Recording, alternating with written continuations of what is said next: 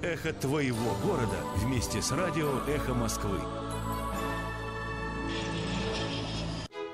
Центр современного искусства «Облака» и радиостанция «Эхо Москвы» в Уфе представляют программу «Парк искусств». Дорогие друзья, добрый день. В эфире программа «Парк искусств». Я ее ведущий, руководитель проекта «Парк искусств» Центра современного искусства «Облака» Валерьян Гагин. Каждый раз в нашей студии люди, чьи идеи, чьи проекты делают нашу жизнь чуть-чуть интереснее, а город красивее, привлекательнее и любимее. Друзья, сегодня у нас в гостях известнейший карикатурист Камиль Бузыкаев. Камиль, привет. Здравствуйте. И директор по развитию башкирского кирпича. Это группа компаний, которая делает все, из чего люди строят у нас в городе и в республике. И генеральный директор компании «Стройфедерация». Это вот те умные дома, в которых все мечтают купить себе квартиры. Денис Крашенинников. Денис, добрый день. Добрый день, приветствую. Начинаем мы традиционный эфир с новостей культуры, которые подготовила нам Зарина Гайсина в промежутках между руководством Центром современного искусства «Облака». Итак, в понедельник, 17 декабря, на сцене Русского драматического театра, нашего любимого, совместный проект театра и Национального симфонического оркестра Республики Башкортостан. Музыкально-драматическая композиция «Метель» по произведениям Александра Сергеевича Пушкина. Режиссер-постановщик, конечно же, Михаил Исаакович Рабинович. Начало в 19:00. Здравствуйте, дорогие слушатели. В одном из залов территории 3000 проходит фотовыставка «Фотографическое путешествие в страну самых высоких гор». Выставка представляет собой фотоотчет по самому популярному в мире трекинговому маршруту в горах, пролегающему по легендарному региону Салакхумбу, Гималаи, в национальном парке Сагаматха. Фотографии с самой высокой горы в мире Эвереста, захватывающие пейзажи, быт и жизнь местных жителей. Обязательно посетите. Это где? В территории 3000? Территория 3000. Да. Один из лучших современных театров страны, Санкт-Петербургский театр танца «Искушение», представит в Уфе единственное в России шоу «Под дождем». Шоу признано лучшим проектом России 3 года подряд. Финальные номера исполняются под потоками воды. Режиссер и хореограф Рустам Надыршин. Увидеть мокрые танцы можно 19 декабря в городском дворце культуры. Прям клево, к декабрю к нашему. Прям, да? Можно на улице, в принципе, исполнять. Ну, конечно, заругает их салат Сахич. Я вот представляю, как они сточную канализацию строят на сцене. Вы представляете? То есть сверху льются потоки воды на танцующих. Представляете, какие они здоровые при этом. Это очень полезно. В галерее «Мирас» открывается выставка акварели Михаила Алексеевича Назарова «Цветы и иконы». Стиль художника варился в нескольких эпохах, пережил их изломы изнутри и является, по метафорическому выражению Пацюкова, кардиограммой нашей истории и культуры. Зал открыт с 12 дня. Вход свободный. Ну, Назаров — это прям величайший мастер, да, ему лет 90. Обязательно посетите, мастера. Ему. А в среду, 19 декабря, музыканты медно-духовой группы Национального симфонического оркестра Республики представят программу «Brass Battle». Место проведения — концертный зал Башкортостан. Сходите на этот эксперимент, потому что, как правило, студенты, музыканты, они очень интересно шутят и делают новые какие-то экспериментальные вещи. Начало в 19:00. Классно, ребята. А сегодня еще в 17:00 в музее Нестерова уникальная выставка из оружейной палаты Кремля. Я очень рекомендую в 17:00 посетить эту выставку открытия, а в 19:00 явиться в Центр современного искусства «Облака» на открытие выставки «Кербес» Камиля Бузыкаева и башкирского кирпича. Это их совместное творчество, и об этом мы сегодня поговорим. Каким образом же вы, ребята, докатились до того, что начали карикатуры рисовать на кирпичах? Камиль. Ну вот жили, да, вот докатились.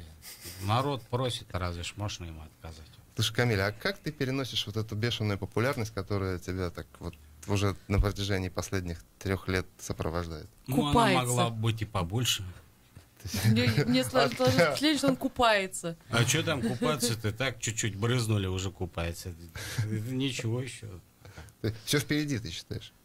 Ну, по крайней мере, надеюсь, что все А что в твоем понимании прям вот, ну вот, обласканной прям публикой? Это ну, как? Я вот пешком пришел, могли бы на руках принести.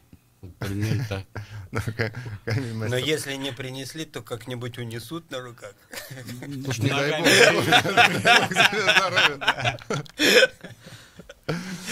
Слушай, Не дай бог. овации Камиль заслужил, потому что вот по словам Шамиля Валеева, Камиль создает летопись такую нашей деятельности общественно-политической изо дня в день. Причем Шамиль говорит, я вообще уже, вот если бы он выпускал, в смысле Камиль, если бы выпускал свой какой-то паблик, где регулярно на какие-то злобные такие новости, актуальные, рисовал свои карикатуры, Шамиль говорит, я бы не стал читать больше никаких материалов, просто посмотрел подборку и с учетом трансформации мышления в клиповое уже понял, составил свое впечатление, да, о том, что происходит у нас в Уфе или в России. Камиль в этом плане, конечно, обладает уникальным глазом и уникальной рукой, которая подмечает события и трансформирует каких-то вот их в визуальный образ. Это здорово. Кивает. Это я слушаю, Да, вам да, рассказываю. Важно кивает. Важно. Важно в щеки, да. Денис, а скажите, пожалуйста, а для башкирского кирпича участие в этой выставке это что? Это больше реклама или больше фан какой-то? Но башкирский кирпич и сам вообще по себе материал кирпич, это такой несколько мистический материал, такой вечный, да? Кирпич, он одновременно и твердый, и одновременно и грубый, одновременно и вечный. Вот поэтому творчество Камиля Бузукаева как не лучше вот подходит для этого материала. Он просто изначально начал творить карандашом, а в общем рожден, конечно, для кирпича. Но это шутка, естественно. Твердый и просто, грубый да. Камиль. Ну, Шамиль... Я мягкий и нежный. Да. Просто вот окружающая меня действительность грубая и твердая. Вот Да. мне приходится... Камиль-то творит на самом деле из бетона. Так-то по-хорошему. Ну, Из кирпича тоже могу. Да. Ничего. Из Да. башкирского тем более. путь художника тернистый, извилист, так что вот сегодня он уже творит из кирпича. И та идея, которая прозвучала, вот спасибо вам, ребята, от вас, от Зарины, от вашего Центра современного искусства «Облака», она нам очень понравилась. Классная идея. Хорошо, что Камиль как бы ее поддержал, и что мы вместе вот такой проект придумали. Скажите, Денис, ну вот все меняется, эволюционирует искусство. Камиль рисует пером, но выкладывает рисунки в интернет, и распространяются они в сети. А как будет эволюционировать кирпич, по вашему мнению?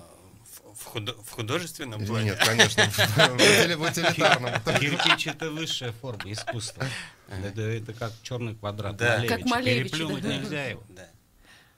Он достиг совершенства, все. Был, если вы были в Чикаго, один из классических небоскребов, самых в архитектурном плане выразительных и самых мощных, архитектор мисс Ван дер Роу.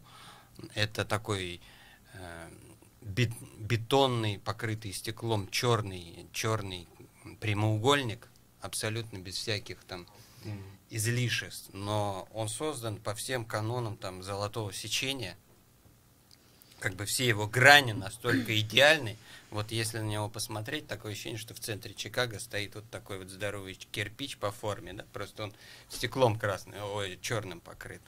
Поэтому вот он уже давно эволюционировал, и как бы он уже совершенен. Слушайте, вот, кстати, по поводу совершенной формы. Камиль рисует всегда на формате А3. О, опять. Опять, да. Опять, всегда, опять. Ну, практически, да. Бывают заказы и А3, и А4, да, и побольше. Но то, что происходит ежедневно, новости, я рисую на формате А5 только потому, что это вот дает мне максимальную скорость реакции, скажем так. Скажите, а размер кирпича откуда произошел? 25 на 12,5? 25 на 12,5. Ну, Он по всем мире такой формат? нет, на самом деле, уж если говорить с производственной точки зрения, то что кирпичи есть одинарные, есть полуторные, есть двойные, и размер их может колебаться, безусловно. Но в определенный момент это у каждого товара есть своя эргономика, и это как бы кирпич, он удобен держать в руке, как бы он не может быть вот таким здоровым, как бы вот как, иначе каменщику будет просто его тяжело брать, ложить. И вот со временем это эволюция, как эволюция есть всех животных, там со временем эволюционно. изменяются какие-то признаки, и вот каждый человек, каждое животное становится как бы вот именно таким, как им оно стало. Так эволюционировал кирпич, и вот до этого он и эволюционировал. Слушайте, мне кажется, наше повальное увлечение смартфонами серьезно повлияет на производственные циклы стандартных кирпича. Не, у нас смартфон все больше и больше, Мне всё кажется- ближе к размеру кирпича. Да, когда он станет как кирпич, это будет конец эволюции смартфона. Да, он станет идеальным. Да, он станет идеальным, да. И назовется планшет. Только что прямо в прямом эфире мы определили максимально идеальный размер смартфона, друзья. С чем поздравляю Камиля Бузыкаева, потому что только благодаря творчеству можно что-то придумать, да ведь, Камиль? Ну, да, А помнишь согласен. свою да. первую карикатуру? Вообще в жизни, что ли? В жизни, да. Да, я много раз рассказывал. Правда, я ее не считал карикатурой, я рисовал всерьез, там, мне было года 4. Но это, наверное, не первый мой рисунок, просто он запомнился мне вот тем, что за ним последовал, за этим рисунком. Ну, я рассказывал, что я деда нарисовал в лесу, там, я в санях сижу, у деда в руках бутылка водки, там, в общем, так. Когда мы приехали домой, я это вот, ничтоже сумняшися нарисовал там. И бабушка увидела, Спалил говорит: деда. ну ты чё, да, вообще, ты чё старый там, ребенка тебе доверили, а ты там это в лесу.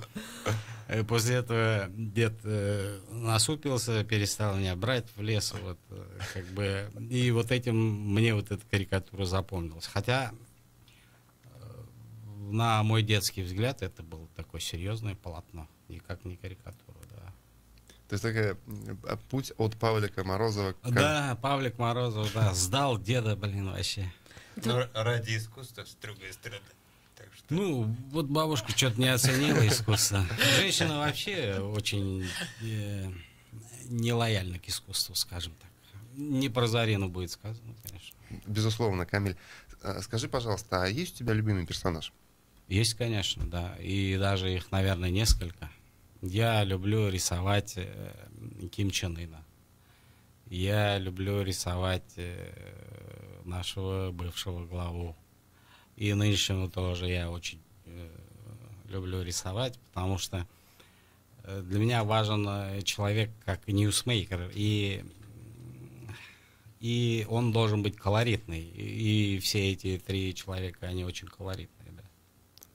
Ну, тут сложно поспорить, да. А, кстати, почему ты рисуешь или ты не рисуешь карикатуру на главу государства нашего? Я рисую, просто другое дело, что я трусливо не публикую их, вот, наверное, так. Нет, конечно, я публикую, просто в последнее время я перестал. События у нас в республике, они для меня гораздо важнее и на меня гораздо больше впечатления производят, чем все, что происходит за ней. Я вот живу в Башкирии, живу в Уфе, и я реагирую на то, что рядом со мной чаще. Вот когда у нас будет такая жизнь, как в болоте, скажем, как пару лет назад, может, я и за главу государства там возьмусь, буду браться почаще, скажем так. Ясно. А, на самом деле это общемировой тренд, когда новости локальные, они в повестке занимают больше мнения и больше внимания населения, нежели чем новости глобальные. Как-то даже звучало очень такое серьезное, суровое сравнение по ценности человеческой жизни в исследовании. Да? То есть если что-то происходит рядом с тобой, это там значительно тебе ценнее и серьезнее на тебя оказывает влияние, нежели чем где-то происходит на другом конце мира. Суровое сравнение было. Книжка «Новые соединения» называется, издал Гараж. Денис, скажите...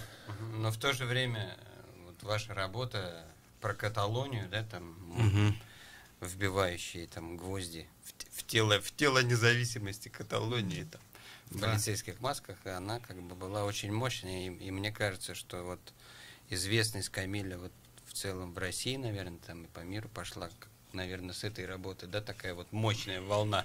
Ну, наверное, да. Ну, скажем, ну, такие события. Я же не ложусь спать и не просыпаюсь с мыслью, чтобы мне нарисовать. Я хожу, как все люди, там, что-то делаю, там, своими делами занимаюсь. А такие вот мысли, они приходят внезапно. Они, видимо, где-то копятся там. Как же мы же живем в таком информационном облаке все. И то, что происходит, наиболее важное, да, вот на то, что я такой же, как все, и то, о чем думает масса людей, я не могу вот на это не реагировать. И потом просто спонтанно что-то, вот какая-то мысль рождается, ты садишься, рисуешь, и уже получается, что вот ты попал куда-то в точку, скажем так. Ну, получается, ты осознанно следишь за повесткой, да, читаешь новости, слушаешь там. Даже если ты неосознанно не будешь осознанно не будешь следить за повесткой, все равно это вылезет. Нельзя спрятаться, допустим, в Бурзянском лесу, да, там, в Яктыкуле том же, там, и это, выключить телефон. Но в любом случае ты находишься среди людей, ты рефлексируешь на все, что происходит. Ты, как художник, ты не можешь не рефлексировать вообще. Или как, ну и как человек, наверное, в любом случае, ты здесь какие-то...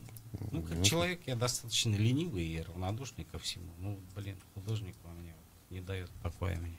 А ленивый человек Камиль Бузыкаев о чем-нибудь мечтает, вот как человек? Я мечтаю как человек, ну, конечно, мир во всем мире, что там еще по списку-то? Это равенство, за все хорошее, равенство, да. Равенство, братство, добро победило зло, там все. I have a dream. Да, I have a dream там. Ну, я вообще веду такую жизнь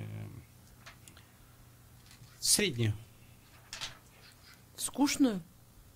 Ну, нельзя назвать скучной, но я вот пытаюсь заботиться там о детях, да, ну, забочусь как могу. Я люблю встречаться с друзьями, с людьми, с которыми интересно. Выбираю себе какой-то круг общения. Так и живу. А, Денис, вот по поводу вашей мечты хотелось бы услышать, как человека. Лично моей мечты, да? Вопрос, конечно, риторический, но я, как и Камиль, в общем, ничего не имею против мир, труд, май. Это обязательный пункт любого приличного человека, да? И братство, и свобода всех трудящихся во всем мире, это, конечно, социалистическая революция рано или поздно победит. Но если говорить проще, да, что я такой же семейный человек, у меня тоже растут маленькие дочки, Василиса и Алиса, там 6 и 8 лет. Есть старший сын 16, который должен в институт поступить. И, в общем, и хочется построить наши умные дома, которые мы сейчас взялись как за самый лучший проект в городе. И надеемся, что через 2 года мы их закончим. И это будут действительно самые лучшие дома в нашем городе. И немножко повысим уровень этого рынка, уровень потребностей жителей вот в качественно комфортабельном жилье. Я не просто так задал вопрос по поводу мечты, потому что на самом деле критически важно, на мой взгляд, чтобы и художники, и бизнес, и любые другие люди очень прямо заявляли о том, что их волнует, что их интересует и что им нужно по факту. Вот Камиль, не стесняясь, это делает. Бизнес это делает пока осторожно, типа вот по пути Дениса, по пути Облаков, так, а вдруг что прилетит-то нам потом в дальнейшем нехорошее. Не совсем так. Здесь, знаете, вот я опять-таки с точки зрения родителя, да, иногда вот сыну скажешь, так, вот делай именно так. Потому что я тебе так сказал, вот делай так. Эффект нулевой, да? А когда это тонко, когда это через создание среды какой-то более тонкое, когда человек считает, что это в конечном итоге его мысль, а не твоя как родителя, то они и делать начинают по-другому.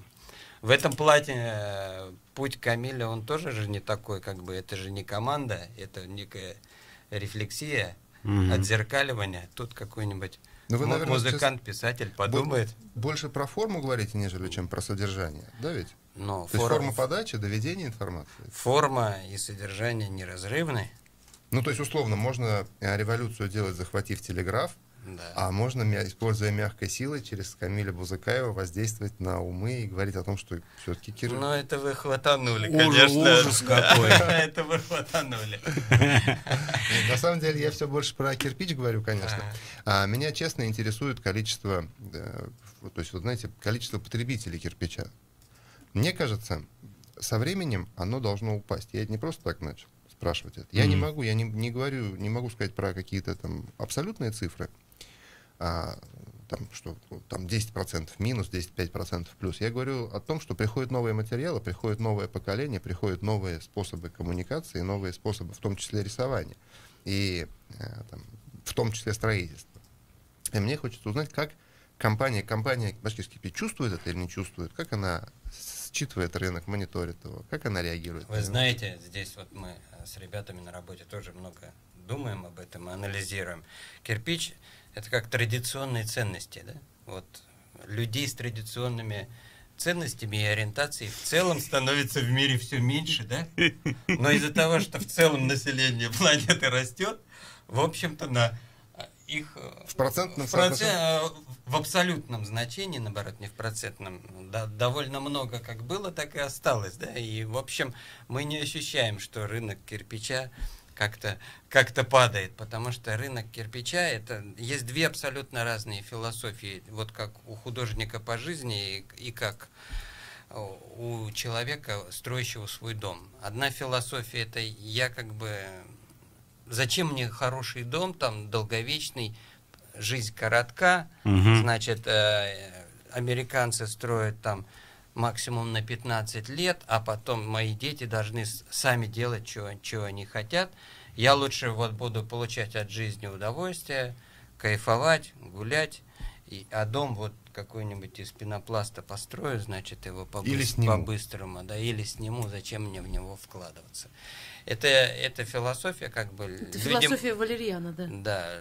И современного искусства, в частности. Ну, может быть. Представляете, что должно было случиться, чтобы мы и вы такие ортодоксальные... Да, кто сказал, что да, ортодоксальные? и мы вот с Камилем, да, вторая категория Камиль до сих пор не умеет планшетом пользоваться, он рисует на бумажке. Ну, он у меня есть зато. Да? Да. Конечно, он на пути. которые, как бы говорят, в противовес этому говорят: нет, ребята, вот все-таки семья, традиционные ценности, традиционная ориентация, и это я шучу, конечно, и кирпич, да, и вообще, как бы, вот эта философия, мы там не наф-нафы, а ниф-нифы, или как там было, да, там. Вот. То есть для нас кирпич — это материал для людей, которые совершенно по-другому мыслят. Они мыслят не категории одного дня, а мыслят категории своей страны, своей там Башкирии, своего города. Они готовы здесь жить дальше, они никуда не собираются, и что бы там ни происходило, какие бы страшные новости «Эхо Москвы» не рассказывало, значит, а мы все равно не сбежим. Мы строим дома из кирпича, здесь живем, да, столетиями. Мы строим дома на 100 лет, потому что надеемся, что в них будут жить дети, будут жить внуки, что здесь будет гора, здесь будут приличные люди. Вот как бы в двух словах. Классно. И рынок этот никуда не денется, пока здесь будут Друзья, люди. радийный эфир подходит к завершению, и, насколько я понял, две основные мысли. Во-первых, кирпич — это не дешевый материал, и это дорого, и это надолго. Во-вторых, творчество — это не дешевая штука, и оно достойно остаться в веках. Камиль Бузыкаев. Не всплакнуло. А по поводу того, как меняется рынок потребления, да, меняется, но тем не менее традиционный бизнес остается востребованным, так же, как, например, 50% квартир в умном доме приобретено людьми для того, чтобы получать арендный доход. Друзья, до новых встреч. И ждем всех сегодня в 7 часов вечера на открытии выставки «Кербес». А мы уходим в радийный эфир. Валериан, не 50. 40? Я первый раз от вас слышу эту цифру. 40? Нет. Никакого секрета.